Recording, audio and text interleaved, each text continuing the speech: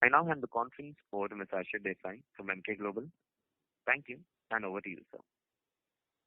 Yeah, thanks, Neerav. Good evening, everyone. We'd like to welcome the management of Berger Paints India Limited and also thank them for giving us this opportunity. From the management, we have with us today Mr. Srijit Dasgupta, Director Finance and CFO, and Mr. Sujyoti Mukherjee, Vice President, Finance and Accounts. Now handing over the call to the management for opening remarks. Over to you, Srijit. Thanks, Ashit. Good afternoon, ladies and gentlemen, and welcome to the BPIL Q4FY20 earnings call. This time I have the somewhat unenviable task of presenting and discussing numbers, which are really a degrowth in terms of the quarterly top line and earnings numbers after a very long time.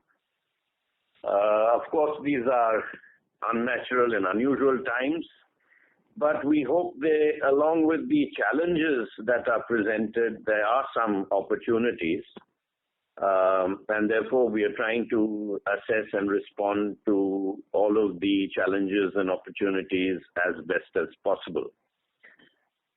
As is customary, I would like to start by sharing the growth numbers, or rather degrowth numbers in the case of Q4 for both standalone and consolidated bases for both quarterly and full year results. On a standalone basis, the total income from operations for the quarter went down by 13.2% approximately. For the 12 months, that's the full year, it grew by 3.2%. The PBDIT before other income went down by 11.8% and grew in the full year by 11%. PBT, which was helped by the fact that on a standalone basis some dividend came in from our subsidiaries, grew by 63.3% and on a full year basis by 31.7%. PAT was, of course, helped additionally by the lower taxes that we opted for in FY20, and this grew by 125.4% and for the full year at 60.4%. On a consolidated basis, the equivalent numbers are as follows. Total income from operations went down by 8% for the quarter and grew by 5% for 12 months. PBDIT, excluding other income, of course, went down by 7.6% and grew by 13.4%. PBT went down by 12.5% in the quarter and went up by 15.4% for the 12 months. PAT went down by 6.5% for the quarter and went up by 32.8% for the full year. Some comments I think are due for the performance for the quarter. On a standalone basis, the top line degrowth is, of course, affected by the COVID-related lockdown, which was imposed on 23rd March. But I think everybody will agree that things started slowing down pretty much after the 15th or 16th. There was a gross margin expansion of approximately 3.7%. This was largely on account of reduction of raw material prices, consistent with reduction in crude prices. Also, of course, somewhat offset by the price decreases that happened mainly in solvent-based products starting May 2019. Other income included approximately 100 crores of dividend from subsidiaries. Provision for taxation was, of course, lower on account of the lowered applicable rate of tax at 25.17%. This compounded with the recalculation of deferred liability meant that the effective rate of tax for the quarter was even lower. For consolidated financials, It includes, of course, the operations of STP Limited, which is an acquisition that we did in November 2019. As you probably already know, and we had discussed last time at the Q3 call, that STP is in the waterproofing and construction chemicals space and should be a synergistic acquisition as far as Berger is concerned. There were strong performances in the quarter from Bolix Poland, BJN Nepal, and Sabu Coatings. Of course, this is now renamed Sabu Berger Specialty Coatings Private Limited. The combination of all these strong performances helped the consolidated numbers show a relatively better performance at the top line and operating profit levels. I now invite questions from participants. I must also add that we are restricted for compliance and governance reasons to discuss essentially the Q4 FY20 numbers and the full year FY20 numbers if there are any such questions. Over to the participants, please. Thank you very much. We will now begin the question and answer session. Anyone who wishes to ask a question, you may press star and one on your touchtone telephone. If you wish to remove yourself from the question queue, you may press star and two. Participants are requested to use handsets while asking a question. Ladies and gentlemen, we'll wait for a moment while the question queue assembles.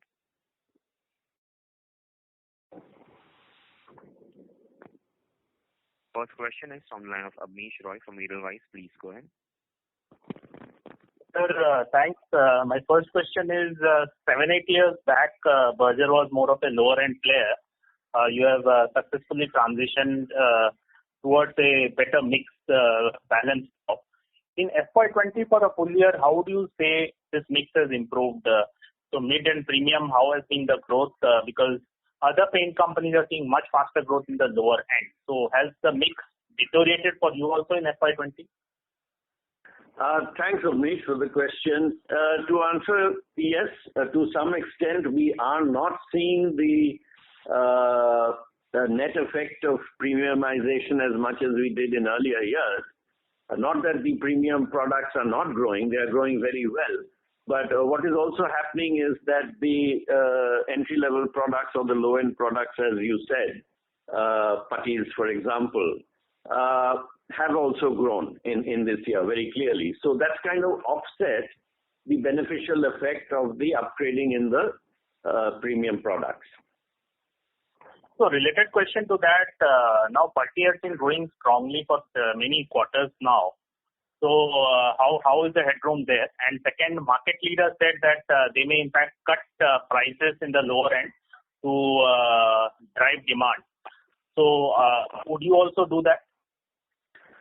We haven't yet considered this. I think it's a combination of market forces as well as the effect of raw material prices.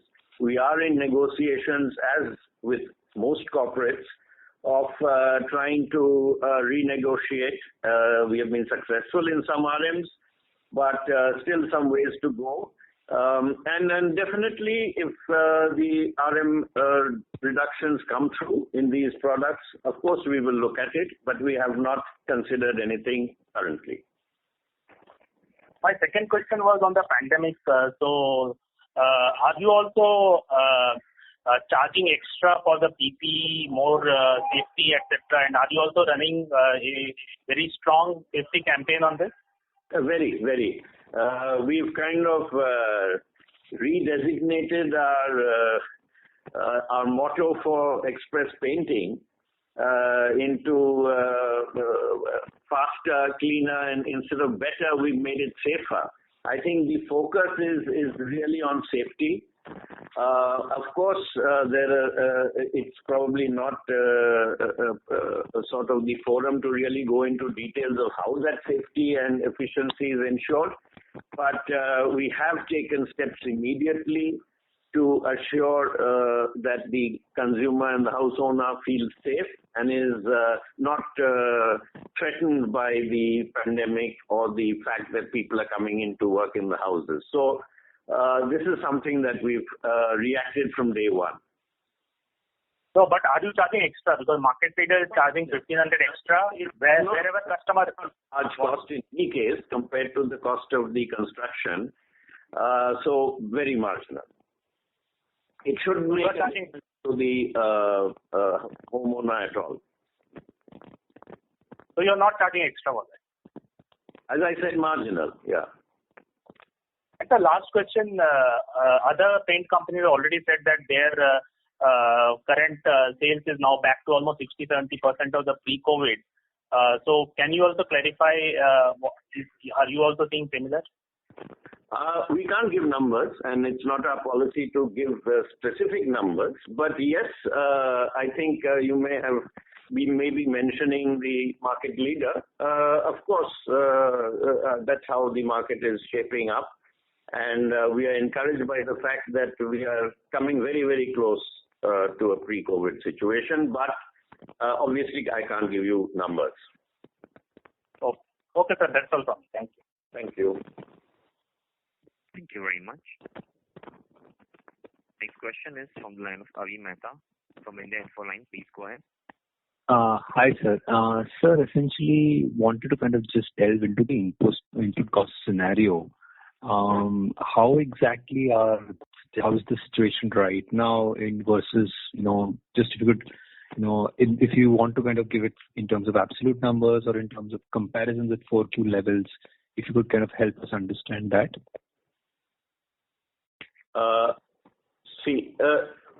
We can't talk about Q1, obviously. I mean, that's something that's out of the scope of this discussion. But if you wanted to know the way Q4 RMs have fared in terms of pricing, yes, we saw sharp declines in certain RMs. Okay. Essentially, it was monomers, solvent-based products, mineral turpentine, oil. And that sustained right through the end of the Q4 period.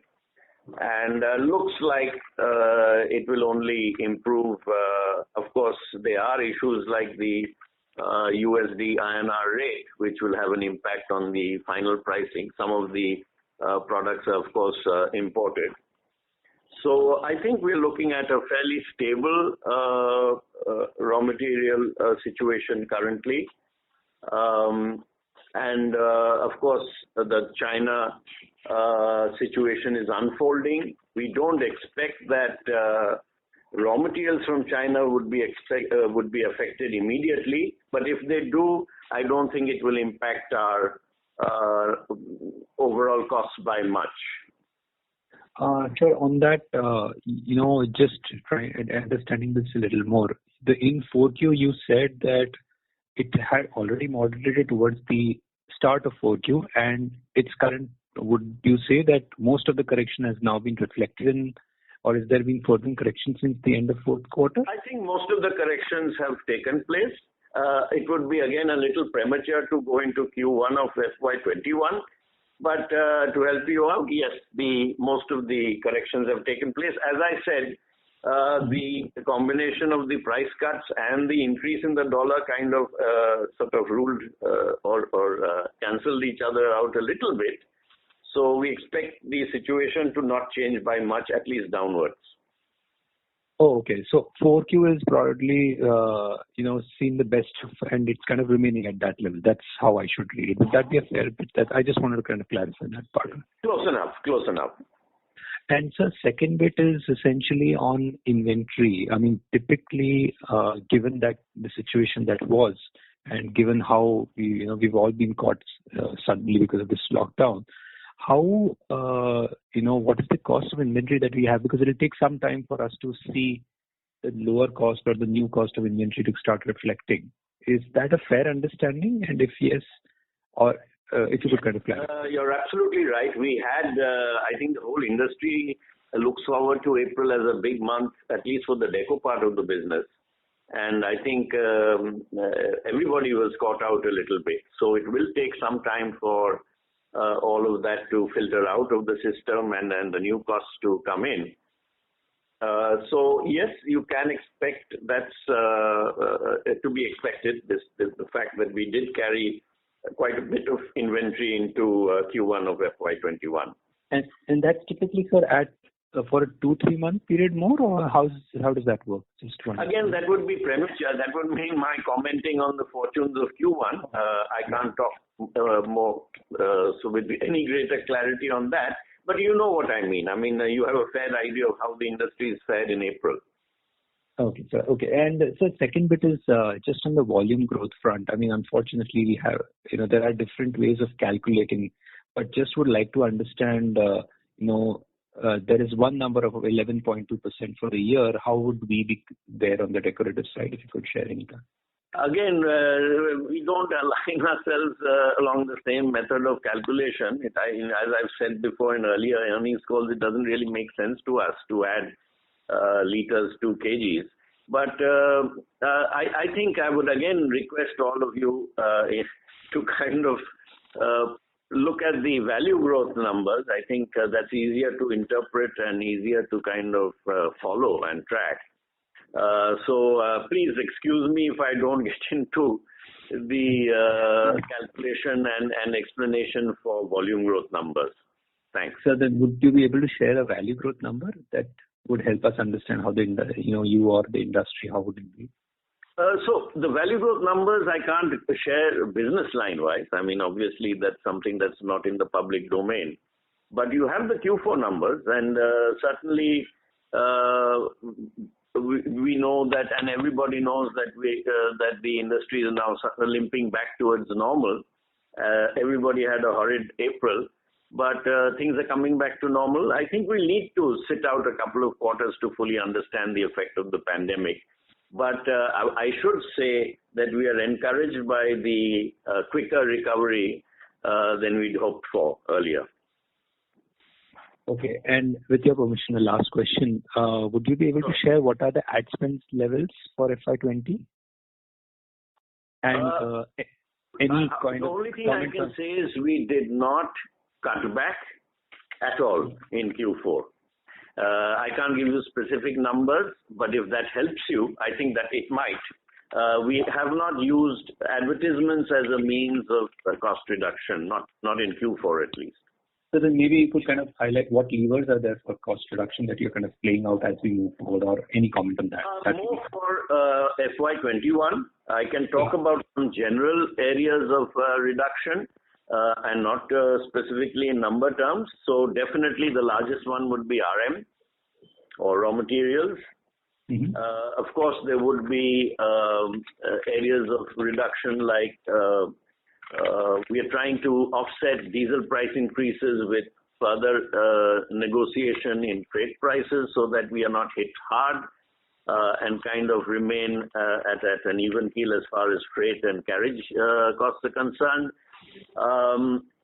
Definitely cost reduction in terms of traveling, in terms of conferencing, in terms of AMCs and annual contracts and maintenance.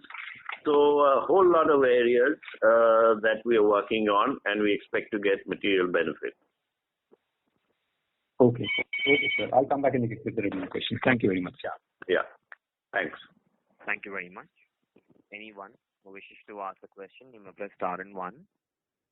Next question is from the line of Tejas Shah from Spark Capital Advisors. Please go ahead.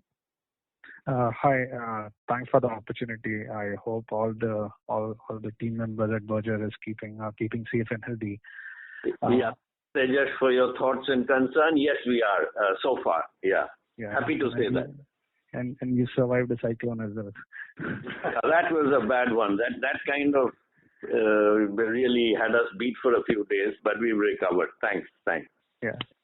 So sitting in Mumbai or metros, perhaps we are wondering why someone would dare to call painters or anonymous people at home in this environment. But whatever commentary we picked up from paint majors after the results on media, it seems that rural seems to be doing better. So is it that this concern is largely restricted to metros and misplaced for rural economy? It's a relative thing, Tejas. So yes, we are seeing not all metros, but certainly some metros are taking longer to come back to normal. Possibly because the tier 3, tier 4 towns were less affected by the pandemic. I think the fear, paranoia, isolation issues that were there in metros were there to a lesser extent, and therefore people felt less worried about coming back to normal, getting their houses painted. It's a relative thing. It's not that there was no effect, but a relatively lower effect in smaller towns. And so any regional flavor to recovery in terms of northeast, southwest? I think basically like other people would have said, I'm sure, I don't know. But obviously places like Chennai or Mumbai or even Ahmedabad would be somewhat slow in coming back from the effects of the pandemic or the lockdown specifically. And other towns less so. Delhi also is affected. So this is probably how it looks to us. Certainly, as you said yourself, Northeast would have been largely unaffected or much less affected than the rest of the country. So it's a bit of a relative thing, but we are hoping that at least 90-95% of the country comes back to normal fairly quickly. And so a couple of bookkeepings, if I may. So what was the dealer count at the end of last year, March? That becomes a little bit of a academic figure, Tejas. I can help you out by saying that the growth numbers were roughly at between 10 to 12%. So if that gives you some kind of help, we are still kind of grappling with the issue of what do we call a dealer who hasn't picked up the requisite qualifying amount in March, for example. So a little bit of a puzzle for us, but I think a growth of 10 to 12% is fair to assume. Okay. And so lastly on Chejuri plant update, is the capex done, and what will be the capex plan for this year?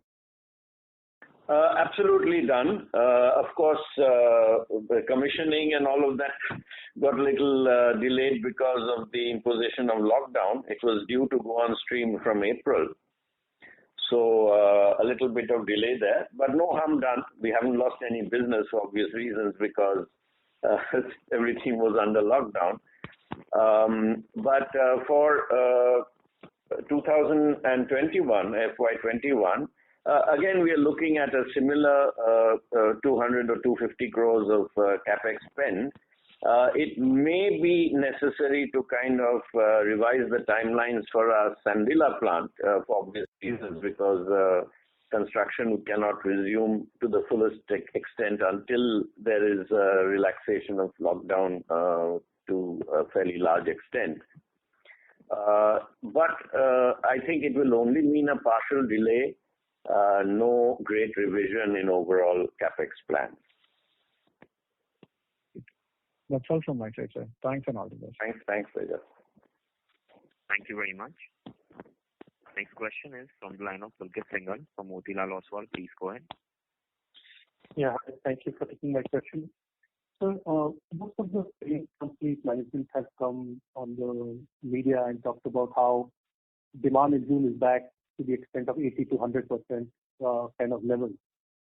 Now, obviously, it seems quite counterintuitive, as even Tejas alluded to, because of the whole social distancing thing.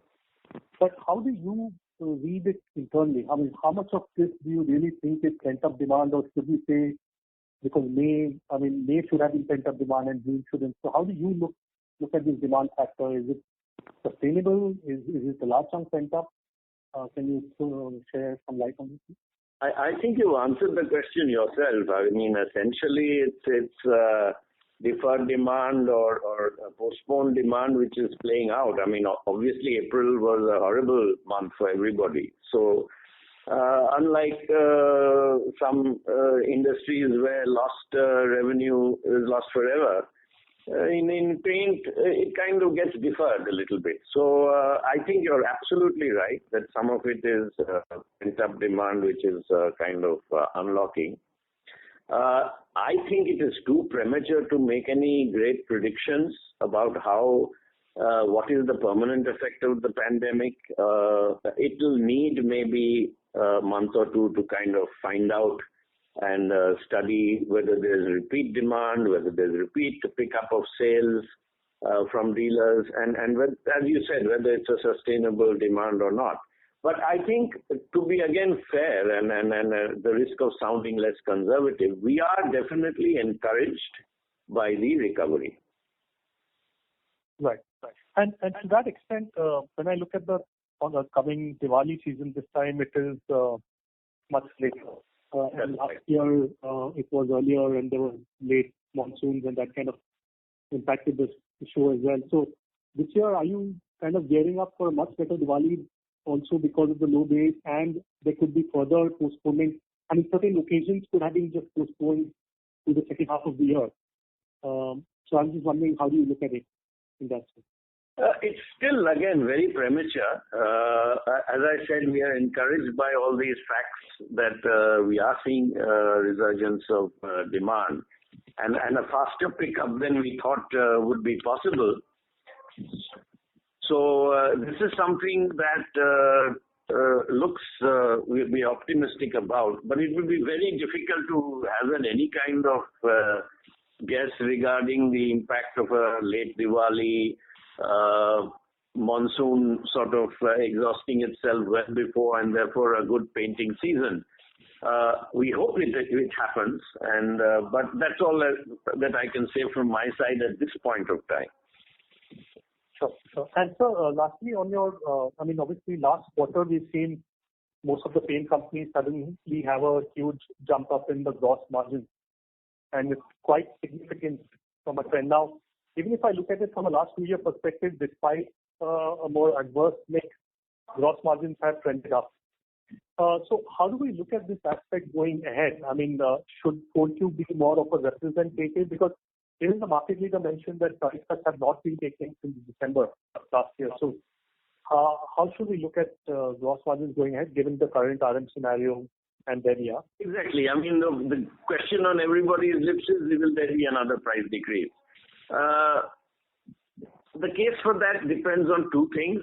Any further renegotiation of RM prices or any further fall in crude, or any further stability or shoring up of the rupee versus USD. It's a combination of different things, but largely I think it's also dependent on the demand situation, and typically at the lower end of the market there's a little more price competition.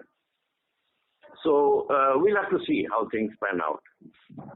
So should we look at Q4 or the full year gross margins as a more representative thing to kind of go with? Probably Q4 would be more kind of representative, but as I said, it has to be offset with these other confounding factors like the rupee kind of going down a little bit at the end of Q4, as well as the impact of selling low-end products. Sure. Great, sir. Thank you for answering my questions and all this. Thanks. Thank you very much. Anyone who wishes to ask a question, you may press star and one. Next question is from the line of Anand Shah from Axis Capital. Please go ahead. Yeah, hi sir. Thank you for taking the question. Sir, first question is essentially that we've heard that some of the metros and the larger cities are obviously not doing well, and still most paint companies, including you at least indicatively, are back to the 80, 90, 100% level in June. Is rural or the smaller towns actually more than 90, 100% plus, or back to a growth trajectory? And are they able to compensate enough for the loss in the smaller towns? And how would your mix be in terms of the larger towns, especially the I said at the beginning of my opening remarks that unfortunately I have to stay away from specific number guidelines for Q1. That is not our policy to share specific achievement numbers for any month, for example. No, so I don't want any specific number. I'm just saying is rural to that extent able to compensate for the loss you are seeing in some of the troubled cities, the larger cities, to that extent? To some extent. Yes, it's a relative thing. It's to some extent. And some of these metros like Chennai, Mumbai, Delhi, Ahmedabad, which are commonly quoted as the markets which are struggling right now because of the COVID issue. They let's say the percentage, very rough ballpark would be what percentage of the revenue for Deco? We can't comment on that, but I can say it's probably our share of these markets is a little lower than the industry average. Okay. So relatively you're impacted versus other peers to that extent. Yeah. Okay. And secondly, any comments you can share on how industrial has performed in this quarter and how things are looking roughly qualitatively? Again, industry, if you mean see at the technical end or technology end of the business, which is automotive, I don't have to tell you how the numbers are faring. But we are encouraged a little bit by recovery in the corrosion-resistant coatings segment, which is our protective coatings division. So that seems to kind of recover hand in hand with the Deco business. Okay. Which is the larger part for you versus in the industry? Yeah. Okay. And just lastly, on the international business, you did refer, that Bolex, Nepal and all have done a little bit better in Q4. Is that the trend which is continuing in Q1 as well to that extent? And qualitatively, I'm not again asking. Yes, I can only answer qualitatively. Yes, Poland, which is probably our largest subsidiary now, even larger than BJN, Nepal. So they were less affected by the pandemic compared to other European countries. I think the fact is that we are in the insulation business there, which is driven by construction projects, and construction projects actually were not subject to lockdown in Poland, except for one or two major cities. So we actually did quite a good bit of business at the end of Q4, certainly in Poland. We've had healthy growths. We were also helped by improved performance of our UK subsidiary, which is a subsidiary of our Polish company. And I might have shared in earlier earnings calls that we have now enlarged and expanded our operations to the UK, which is really the emerging external insulation market in Europe. And performance there was good. Of course, UK was unfortunately more heavily affected or largely affected by the lockdown than Poland. But we're expecting that in a week or so, some construction activity will resume, and we will be able to get back very quickly to pre-COVID numbers for UK as well. As I mentioned, Poland is continuing to do reasonably well. And of course, Nepal kind of mirrors the fortunes of India in many ways, and definitely so for as far as the pandemic is concerned. So unfortunately, 2021 will be a little bit challenging initially for Nepal. Okay. And any color you can share, how much did STP contribute in the Q4? A little over, annually it would be about 160 or 170 crores. But we only had 5 months of business, and that too the last month was shot to pieces because of COVID. So I don't think it's fair to read the synergies of STP only in terms of the 5 months. But as I said, the annual contribution typically we are hoping for is about 160 to 170 crores.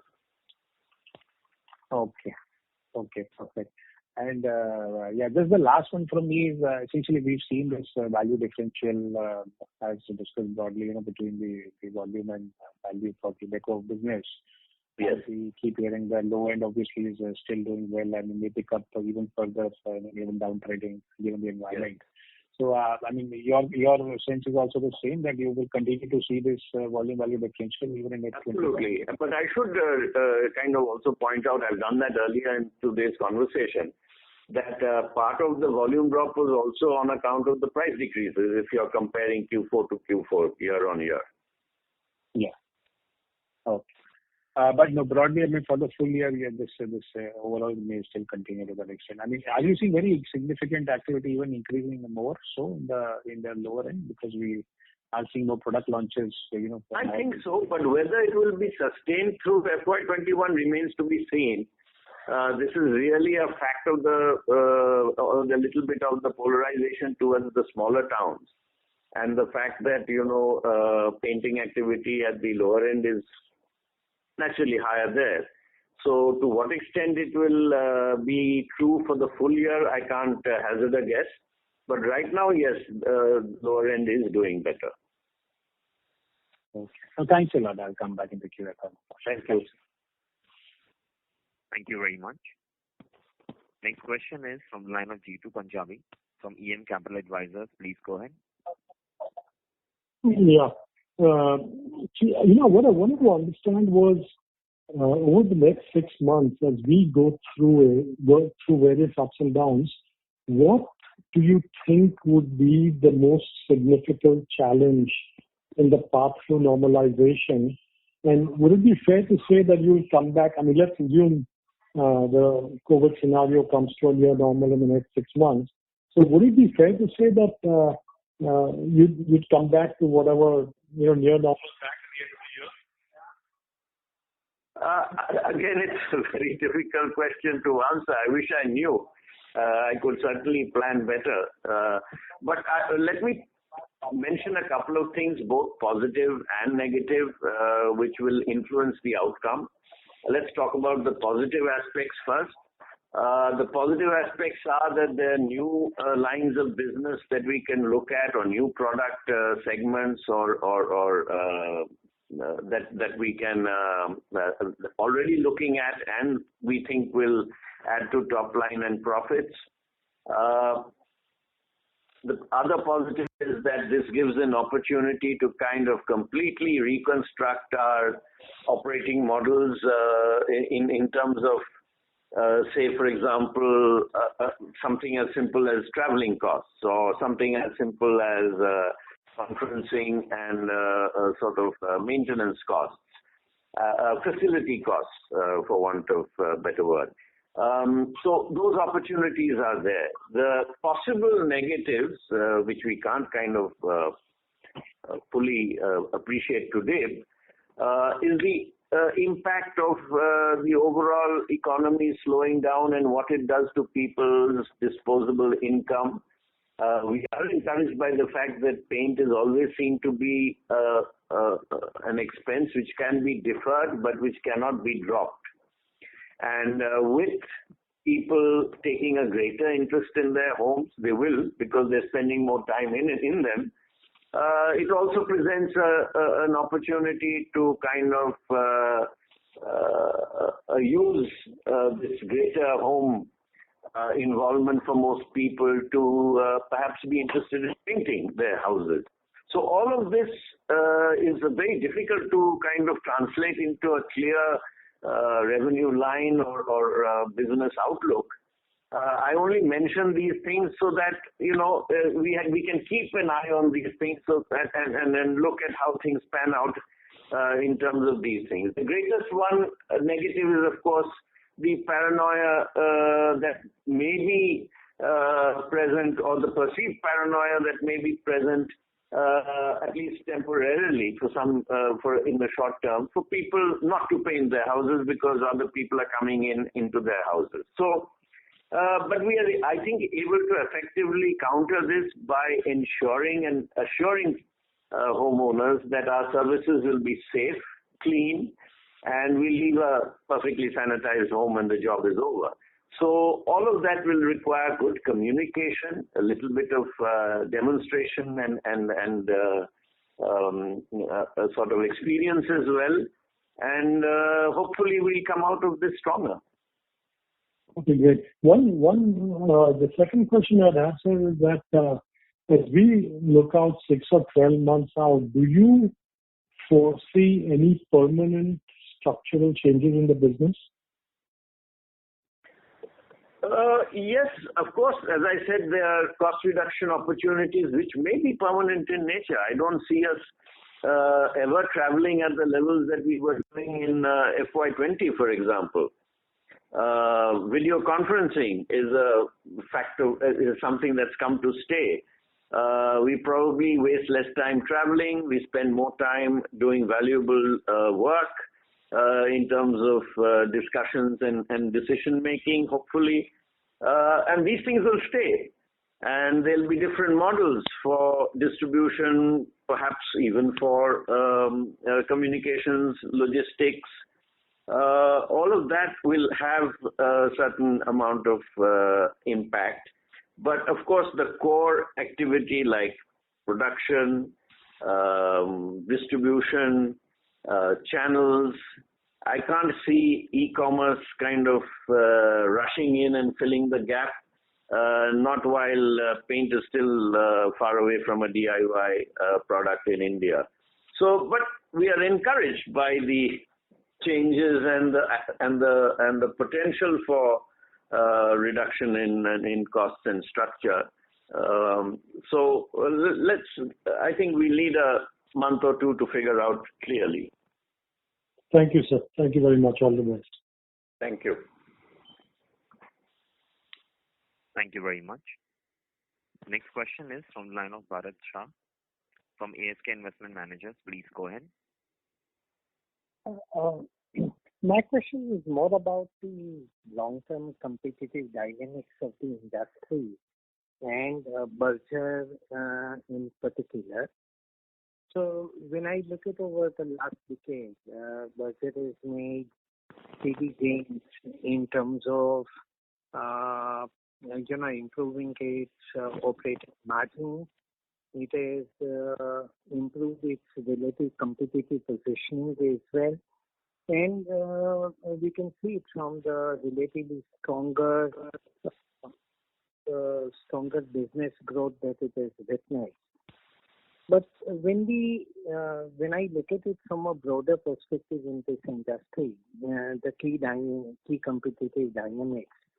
So this is not a business where technology is of a great. Products are simple, technologically not very complex. And therefore, branding, distribution, logistics, and working capital management occupy central place. When we take all of these into account, we still see the leader remaining very strong leader, continuing to be in the saddle in a firm way. Berger has relatively improved its positioning over a period of time. But Berger firmly remains like a challenger with a distance, while the leader continues to remain in the saddle in a strong way. So how do you see, how does any player hope to challenge the leader and to occupy a greater meaningful space? Thank you, Mr. Shah. This is a very, very valid question and a very, very interesting one. Can I respond to it by saying that I think the path ahead of us remains very clear. We cannot hope to challenge the number one or get closer to him by doing the normal things. By normal things, I mean make the same products, sell to the same dealers, use the same raw materials, things like that. Therefore, our path has to be a path of innovation. Innovation not only in terms of products, most certainly in the form of products and services, and that is where we rest the bulk of our strategic initiatives. Do things a little differently, whether it be in the channels, whether it be in terms of the products and the attributes in the products, whether it be in the approach to the way we do business in terms of the dealers or the distributors. So all of that must be the focus. It must be that we come out with better products. We must be able to add value faster in terms of attributes and properties of our products. And I think it will not be incorrect of me to say that perhaps in the last decade or a couple of decades, we have been able to demonstrate that we are innovating a little faster than competition. It's a tough challenge. It's a tough examination that we have to kind of prepare for. But this is the only way. And we have to be leaner. We have to shave off working capital days faster. We have to have efficiencies of production and lower wastages and achieve them more quickly. So I think a combination of all this, but the key is obviously innovation in all spheres. I think that is the only answer I can give you, Mr. Shah. I hope I'm convincing. No, thank you for that. I just have one additional point to offer because I have some inside view of the top player in the industry. One of the most distinguishing things about Dhani that they have continuously focused on not just attracting but retaining and nurturing some of the most outstanding managers and the intellectual capital into the business. And not today, but over decades, they've been very progressive about not running business in the usual way, but about attracting consistently a lot of leadership, good people from top institutes, nurturing that talent well, and continuously remaining on that curve. Even in terms of not the technology of production, but even using technology per se in order to manage working capital efficiently and better. They've been very progressive, well ahead when most of the corporate India did not think of many of these issues. I thought I'll just put these additional, I have some idea I thought, so I wanted to put it on the table. Very, very much appreciated and very relevant, Mr. Shah. Thank you. Thank you.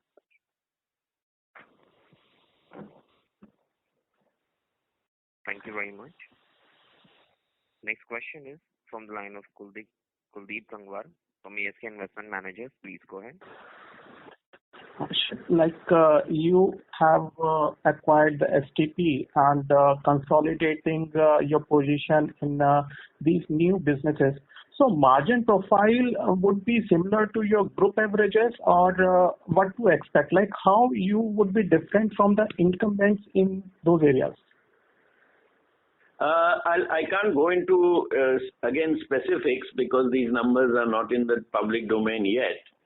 But the idea of an acquisition is to kind of pick up an opportunity and to improve it in terms of post-acquisition performance.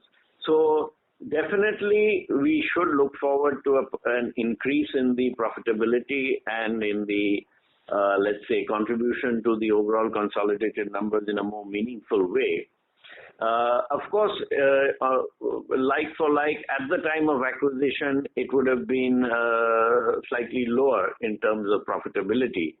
But the idea is that with the brand, with the channels, with the additional markets that we might be able to bring in a scenario where these products can be channeled into, I think we can look forward to an improvement in the profitability and therefore something which is closer to the similar business within Berger.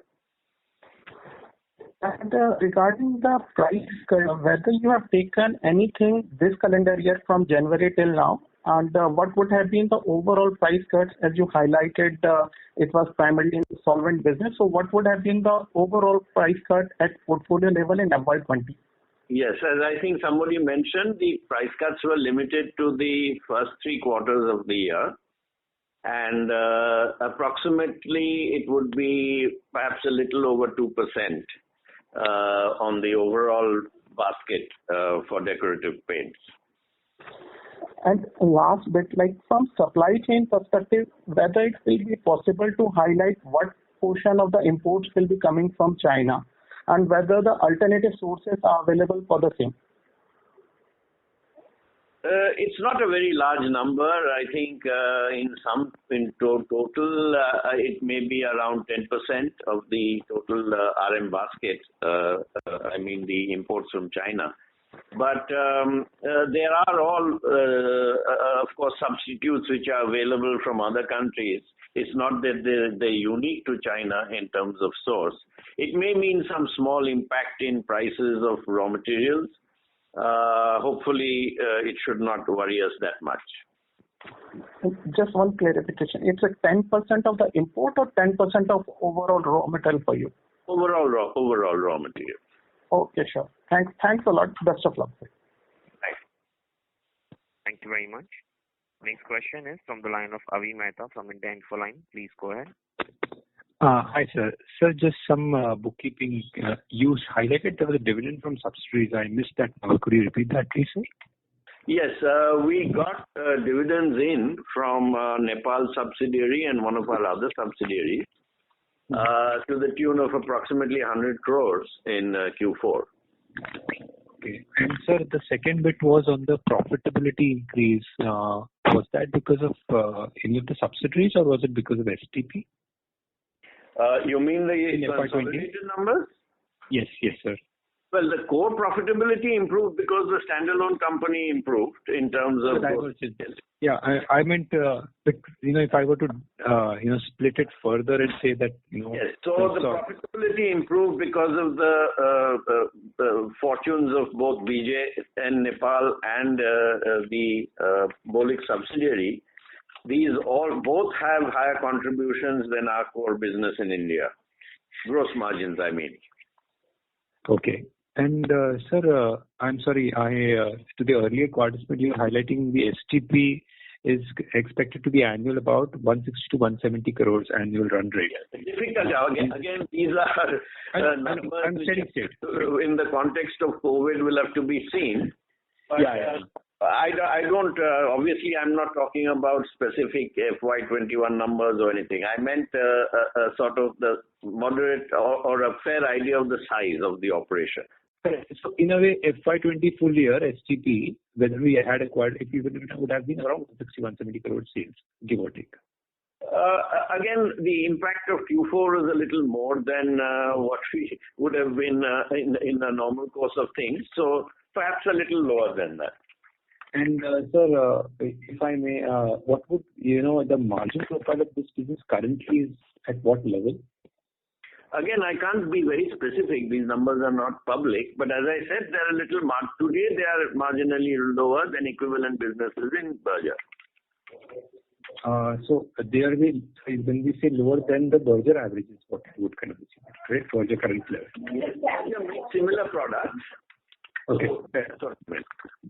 Okay. And lastly, sir, there is a comment in the media outlets about quoting the CEO stating that June has witnessed an increase on YOY basis. I just wanted to kind of take your comments. Was that misquoted or was that? See, June is not yet over, so it's I don't know how. I'm not sure what the media reporting on that one was. In any case, I think you'll have to excuse me. I would not be able to comment on June, certainly in this forum. Let's wait for the Q1 to pan out. Okay. That's all from me. Thank you. Thank you. Thank you very much. A reminder to all the participants, you may press star and 1 to ask a question. Next question is from the line of Abneesh Roy from Edelweiss Financial Service. Please go ahead. So to follow up, you mentioned in India now situation is coming close to pre-COVID, and you have been positively surprised by the turn of the event.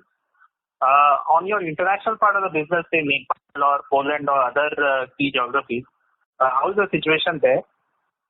I did mention, I don't know whether you caught my comments. I did mention about Poland, UK and Nepal. These are the three largest pieces in our international business. Nepal pretty much mirrors the Indian experience as far as pandemic is concerned.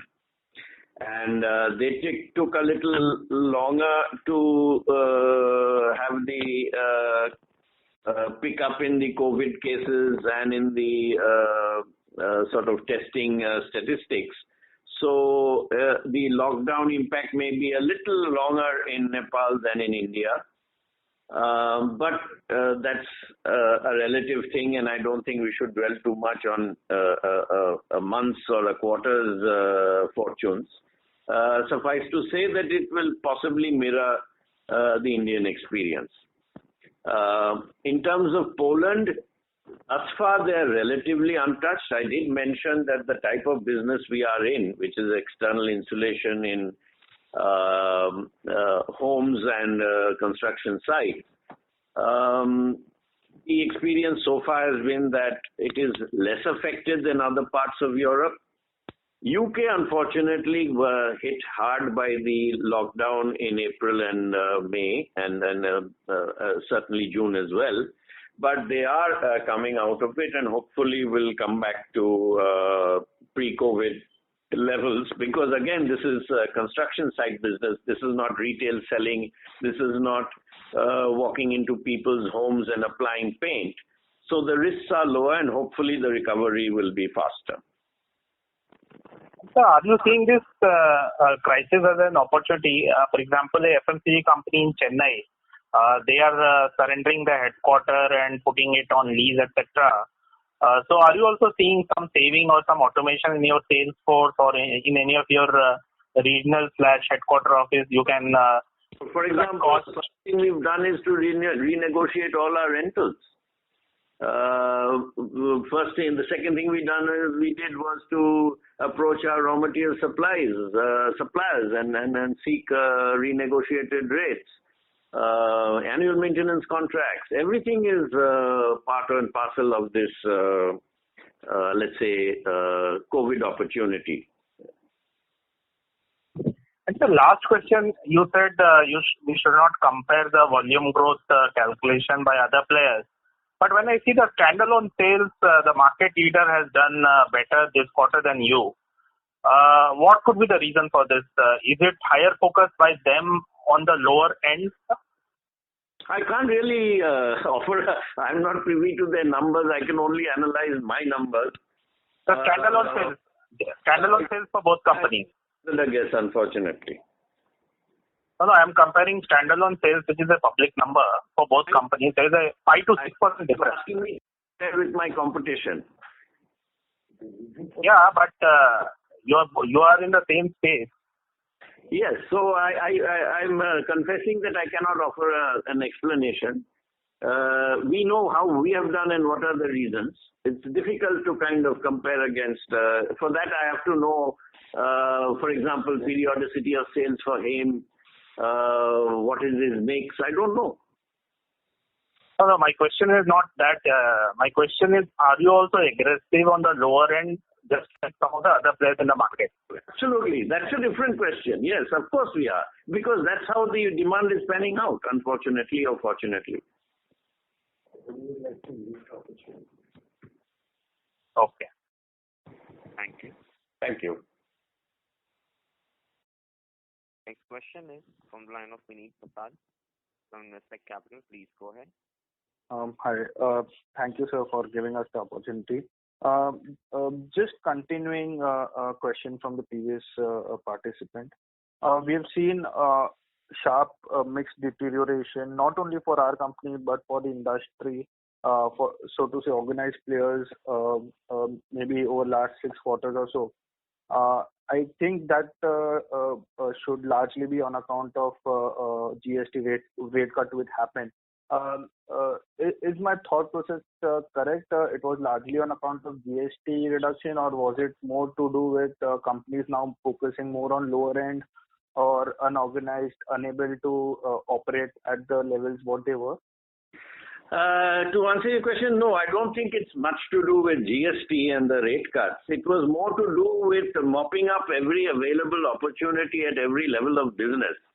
And we did see an opportunity in the lower end of the market, and because that demand was picking up a little more than the strong sort of middle or mass market demand in these markets.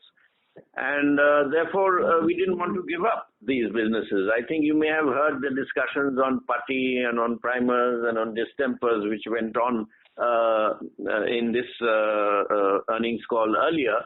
And all of that is a reflection of that opportunity.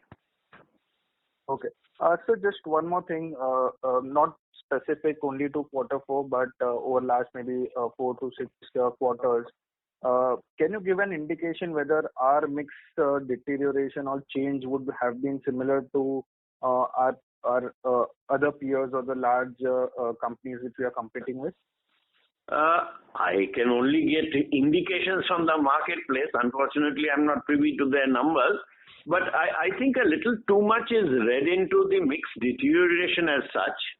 What I think we should read into the numbers, at least for our company, is that the premium product growth was largely offset by the lower end product growth as well. It's not to say that the premium end did not grow, but the positive effect of the margin there was a little bit offset by the low end product growths, which obviously have lower margin. So it was not a net a very disastrous thing to happen. I should clarify that.